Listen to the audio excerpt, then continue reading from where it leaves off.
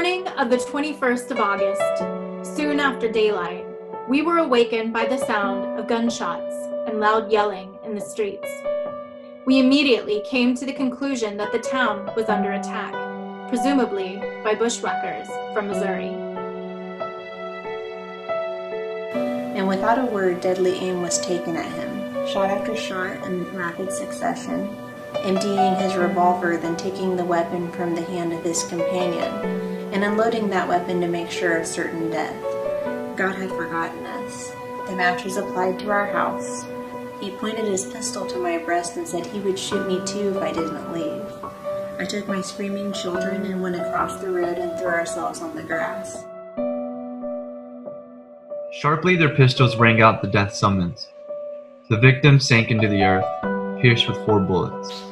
His companion was shot down in the like manner. The ferocious butchers left the bodies of the 2 men ghastly and apparently lifeless. After the men were shot, the house was entered and despoiled of everything valuable and then set on fire.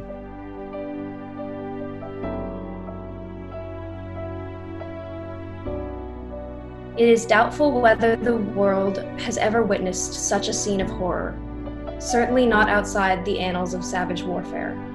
History gives no parallel where an equal number of such desperate men, so heavily armed, were set perfectly loose in an unsuspecting community. The carnage was much worse from the fact that the citizens could not believe that men could be such fiends. No one expected an indiscriminate slaughter.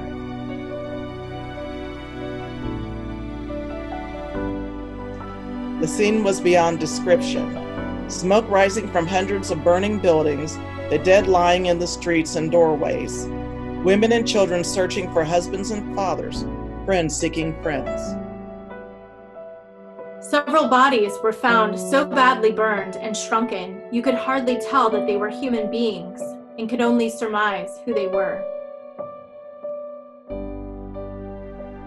The dead lay all along the sidewalk, many of them so burned that they could not be recognized and could scarcely be taken up.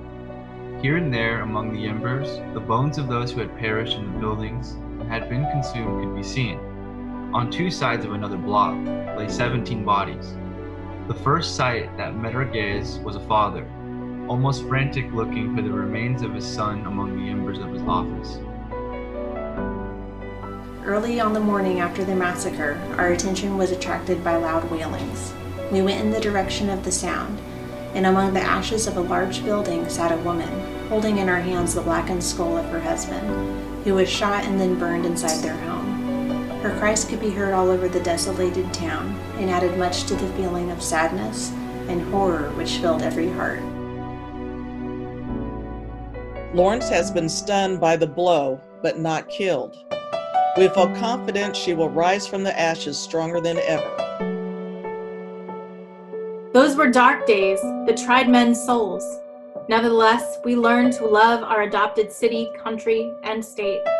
And many of those who have wandered beyond her borders in the years gone by will come home, one by one, to sleep their last sleep beneath the sacred soil of freedom at Oak Hill.